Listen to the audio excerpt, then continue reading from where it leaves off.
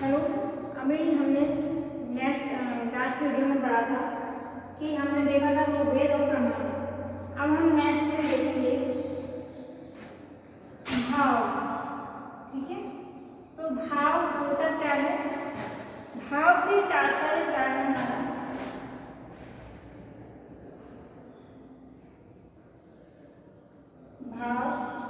भाव से तात्पर्य है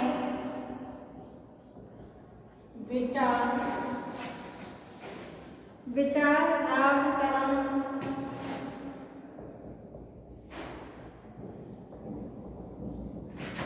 आकांक्षा,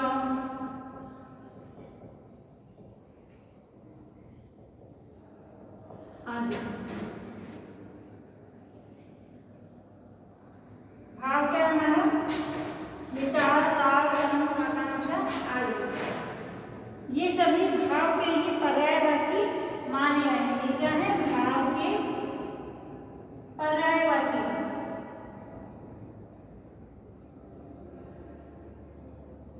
भाव के पर्यायवाची सभी। अब भाव क्या है, भाव हृदय में छुपे हुए विचारों को ही कहते हैं। भाव क्या है, भाव है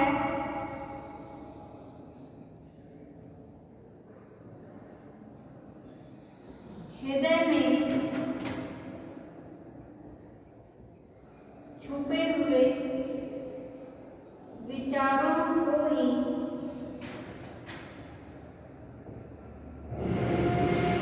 भाव कहते हैं। अर्थात हमारे हृदय में अगर किसी प्रकार की भावना है, भावना क्या है, या हमारा मन जब गाना गाने का करता है, नृत्य करने का करता है, या कपड़ा लिखने का करता है, चित्र बनाने का करता है, तो कोई हमारे भाव रहते हैं। या हमारे मन में कभी हंसी के भाव आते हैं, यानी कि हमें हंसी आ रही है, हमारा मन हंसने कर रहा है, या हमारा मन उदास है, तो वही हमारे भाव होते हैं। प्रत्येक सजीव प्राणी में भाव की प्रवृत्ति विद्यमान रहती है, यानी कि जो प्रत्येक प्राणी है जिसमें सजीवता है, उन सभी के अंदर भाव होते हैं। अर्थात मनुष्य में तो भाव है ही, वो उसका प्रदर्शन तो आप देखते ही रहते हैं, किंतु पेड़ पौधों में भाव होते हैं। अगर आप किसी पेड़ पौधे को भाव के साथ आप जड़ापन करें या उनको अच्छी नियत से आप उनकी देखभाल करें, तो वो भी सजीव होते हैं और अच्छे से खिलखिलाते हैं। किंतु अगर उन्हीं भावों को आपके मन में कोई और भाव है, आप उनको उचित प्रकार से देखभाल नहीं कर रहे हैं, पेड़ पौधे की आपने पानी की जगह उसमें कुछ केमिकल मिला कर डाल दिया, तो वो गलत है। ठीक है, तो यहाँ पर सजीवता यानी कि मनुष्य के भावों की बात की जा रही है। जो पशु हैं उनके भावों की बात की जा रही है, पशुओं में भी भाव होते हैं। ठीक है, ये होता है हमारा भाव। अब भाव से तात्पर्य क्या है, भाव से तात्पर्य है कि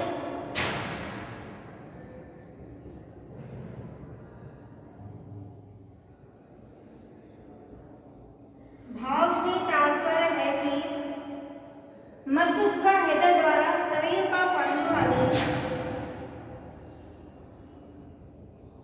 मस्तिष्क व हृदय द्वारा शरीर पर पड़ने वाले, मस्तिष्क या हृदय द्वारा शरीर पर पड़ने वाले भावों का अध्ययन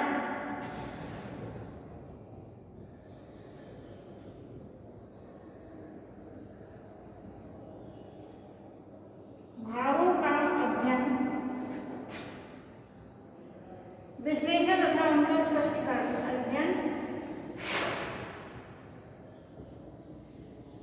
विश्लेषण तथा उनका स्पष्टीकरण, ये हमारा भाव। ठीक है, भाव से तात्पर्य क्या है, मस्तिष्क व हृदय द्वारा शरीर पर पड़ने वाले भावों का अध्ययन, विश्लेषण तथा स्पष्टीकरण। हमारे प्राचीन ग्रंथों में हम देखते हैं, हमारे ग्रंथों में इसकी बात की गई है। हमारे प्राचीन ग्रंथों में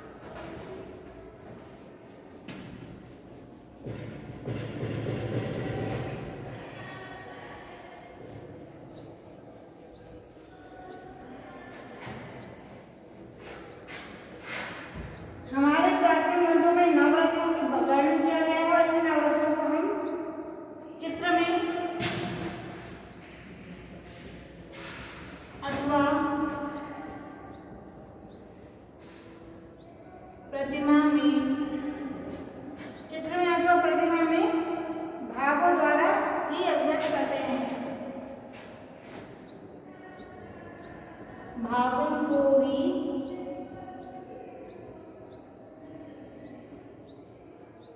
अभिव्यक्त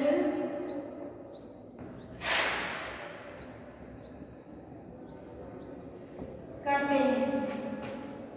भावों को हम चित्र में या प्रतिमा में हम व्यक्त करते हैं। अब ठीक है, अब नवरस कौन से हैं? नवरस कौन से हैं? श्रृंगार, हास्य, करुण, रौद्र, देख लेते हैं यहाँ पर। श्रृंगार रस, हास्य रस, करुण रस, रौद्र रस, वीर रस। ठीक है,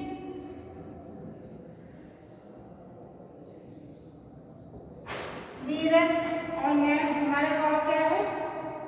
भयानक, विवश, भयानक रस,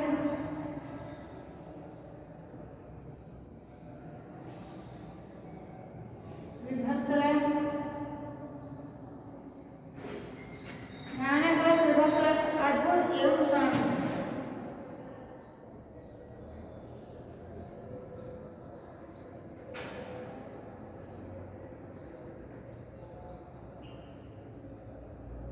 शांत रस, ये 9 प्रकार के हमारे रस बताए गए हैं।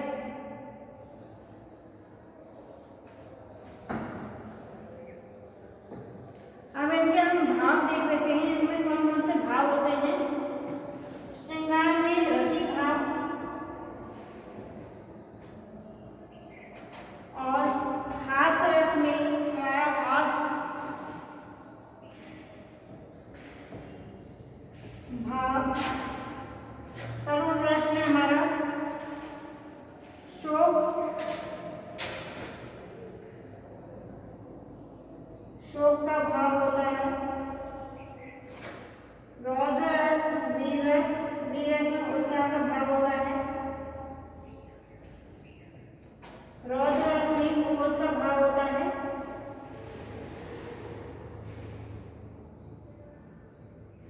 ठीक है, ये हमारे भाव है। श्रृंगार में रति भाव,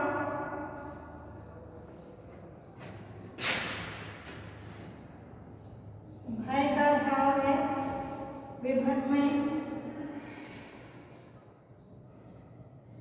जुगुप्सा भाव है। ठीक है,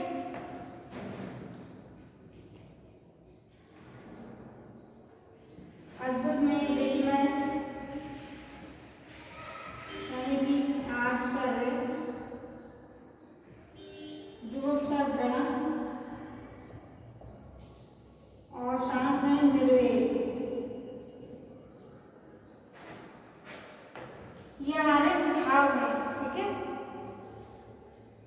श्रृंगार में रति भाव होता है। यहाँ पर नायक नायिका का वर्णन आता है। यहाँ पर रति भाव यानी कि श्रृंगार रस है। जहाँ पर हास्य विनोद की बात हो रही है वहाँ पर हास्य का भाव यानी कि हास्य रस है। करुण रस जहाँ पर शोक की भावना है, किसी की डेथ का चित्र है या कोई मूर्ति है इस प्रकार की, तो उसमें शोक का भाव आएगा। रौद्र रस जहाँ पर क्रोध दिखाया गया है चित्र में या प्रतिमा में, वहाँ पर क्रोध का भाव आएगा। वीर रस जहाँ पर उत्साह की बात है या स्वतंत्र सेनानी जो हमारे लिए महाराणा प्रताप हैं, भगत सिंह हैं, तो उनके अंदर क्या था? उत्साह का भाव है, तो वो क्या है? वीर रस आएगा। भयानक रस जिसमें भय का भाव है। विभत्स रस जहाँ पर जुगुप्सा है या घृणा का भाव आ रहा है, हम किसी से घृणा करते हैं वहाँ पर जुगुप्सा आती है। अब है अद्भुत रस। अद्भुत यानी कि हम किसी भी वस्तु को देखकर आश्चर्यचकित हो जाए, किसी विचार को सोचकर आश्चर्यचकित हो जाए, किसी व्यक्ति को देखकर आश्चर्यचकित हो जाए, विस्मय हो जाए। अब शांत रस जहाँ पर निर्वेद यानी कि कोई भी वेदना नहीं है, कोई भी विचार नहीं है, मनुष्य शांत है, वहाँ पर शांत रस होगा। अब क्या है? भावों की व्यंजना यानी कि क्या है? व्यंजना है, अभिव्यक्ति है। भावों की व्यंजना में रस दृष्टियों यानी कि जो जितने भी रस की दृष्टियां हैं तथा हास्य मुद्राओं का प्रधान रूप से प्रयोग किया गया है। यानी कि इनको हम किस प्रकार से व्यक्त कर सकते हैं? अपनी हास्य मुद्राओं के द्वारा, पाद मुद्रा यानी कि पैर की मुद्राओं के द्वारा, उपांगों के द्वारा। उपांग मतलब हमारे आँख, नाक, कान, ये सब उपांग आएगी।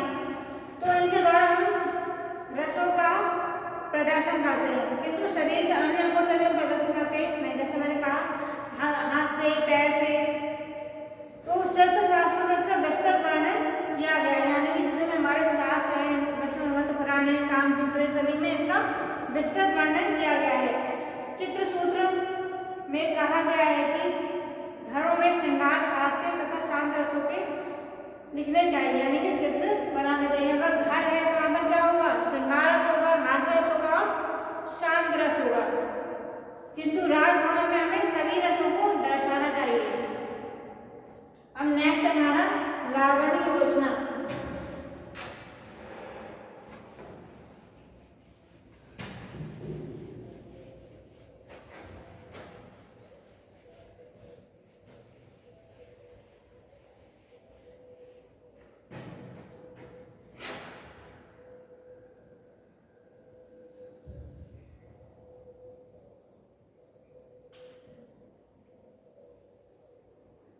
नेक्स्ट है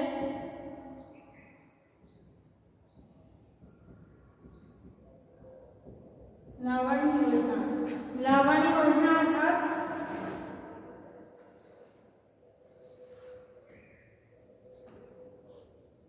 लावण्य से तात्पर्य हमारा सौंदर्य।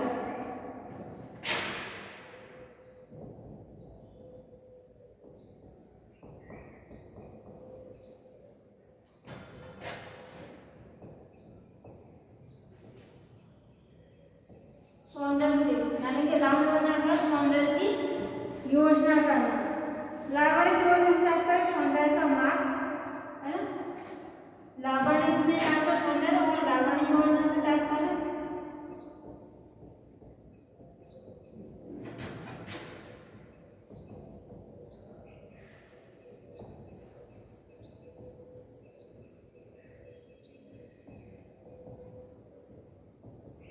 सौंदर्य का माप। लावण्य का प्रयोग चित्र में मधुरता लाने के लिए किया जाता है। लावण्य का प्रयोग क्या इसलिए किया जाता है कि चित्र में मधुरता आ सके, ठीक है। मधुरता के लिए इसका प्रयोग किया जाता है। प्रयोग मधुरता हेतु, यानी कि चित्र में या मोती में मधुरता आए, ठीक है। लावण्य चित्र के बाहरी सौंदर्य का भाग है, ठीक है। किंतु जो लावण्य है ये क्या है, बाहरी सौंदर्य का वाहक।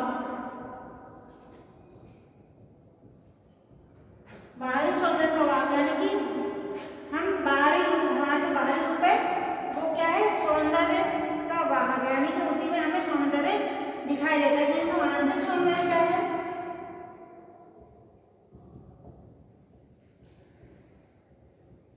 आंतरिक सौंदर्य हमने अभी भाव के बारे में पढ़ा था। तो आंतरिक सौंदर्य हमारे क्या है, भाव। बाहरी सौंदर्य लावण्य योजना और आंतरिक सौंदर्य हमारे भाव कहलाते हैं, ठीक है।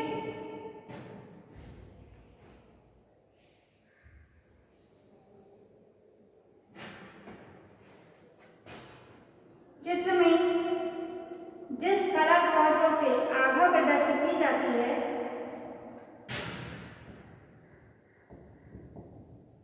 चित्र में जिस कला कौशल से आभा प्रदर्शित की जाती है, चित्र में आभा प्रदर्शित की जाती है, उसे हम क्या कहते हैं, बाहरी अलंकरण का समावेश किया जाता है। आभा प्रदर्शित की जाती है अर्थात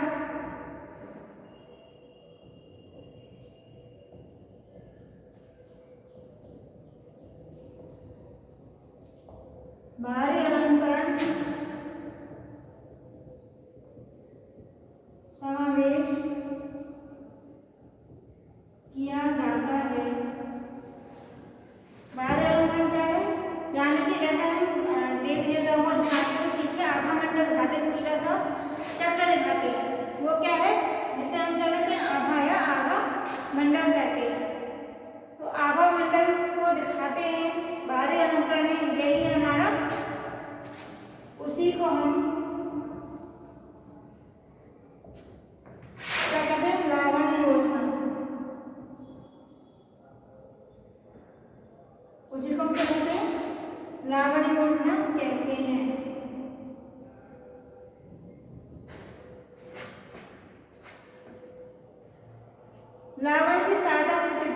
निर्जीव होकर भी सजीव दिखाई देता है। ठीक है, इसकी सहायता से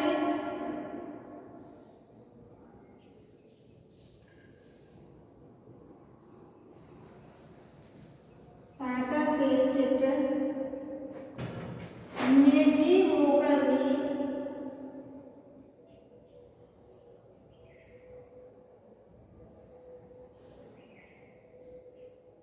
सजीव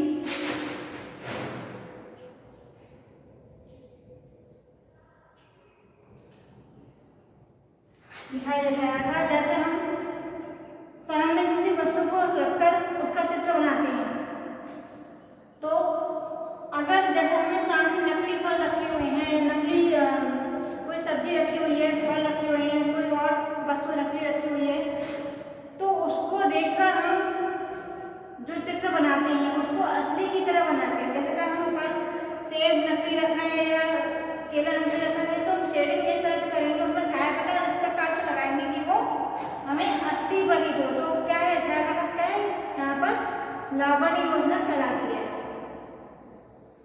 चित्र में ब्रह्म का स्वरूप लावण्य द्वारा ही अभिव्यक्त होता है। चित्र में ब्रह्म का स्वरूप यानी कि हम किसी चित्र जैसे किसी देवता का चित्र बना रहे हैं, तो उस देवता के चित्र में हमें ब्रह्म स्वरूप दिखाना है, यानी कि देवता की भावना दिखानी, देव तुल्यता दिखानी है। तो क्या है, उसमें हम लावण्य योजना का आभा के द्वारा हम उसे देवता को दिखाएंगे। इस प्रकार लावण्य चित्र का एक महत्वपूर्ण अंग है। ठीक है, लावण्य चित्र का एक महत्वपूर्ण अंग है और लावण्य के बिना चित्र अधूरा माना जाता है। लावण्य क्या है, भावों में मधुरता लाता है। ठीक है, लावण्य क्या है, भाव में मधुरता लाता है।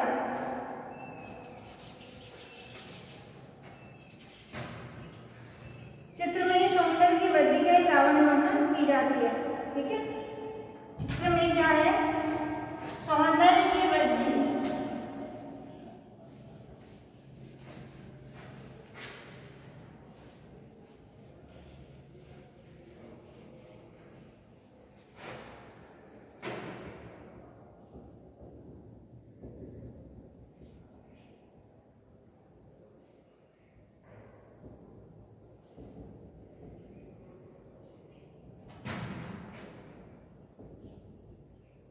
लावण्य योजना द्वारा की जाती है। चित्र में सौंदर्य की जो हम वृद्धि करते हैं वो लावण्य योजना के द्वारा ही करते हैं। रूप की कुरूपता को कम करने हेतु अंगों में उपांगों में बनावट बस उसकी क्षय वृद्धि की जाती है, यानी कि हम किसी भी अंग को उसकी कुरूपता को कम करने के लिए उसमें क्या करते हैं, लावण्य योजना का प्रयोग करते हैं, जिससे हम उसके अंगों को क्षय वृद्धि के साथ बनाते हैं, जिससे क्या होता है, उसमें लावण्य योजना आ जाती है। जैसे नासिका कुछ लंबी कर देना, जैसे किसी के चित्र में हम राजा या महाराजा का चित्र बनाते हैं तो वो अच्छे से अच्छा होना, यानी कि नेत्र को कुछ लंबा कर देते हैं, यानी कि अनुपात के हिसाब से लंबा करते हैं।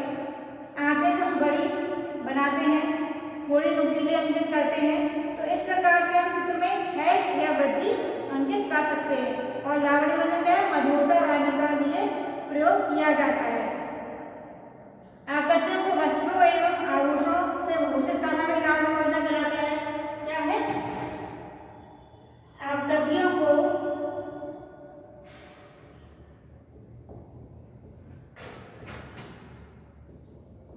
वस्त्रों तथा आभूषणों से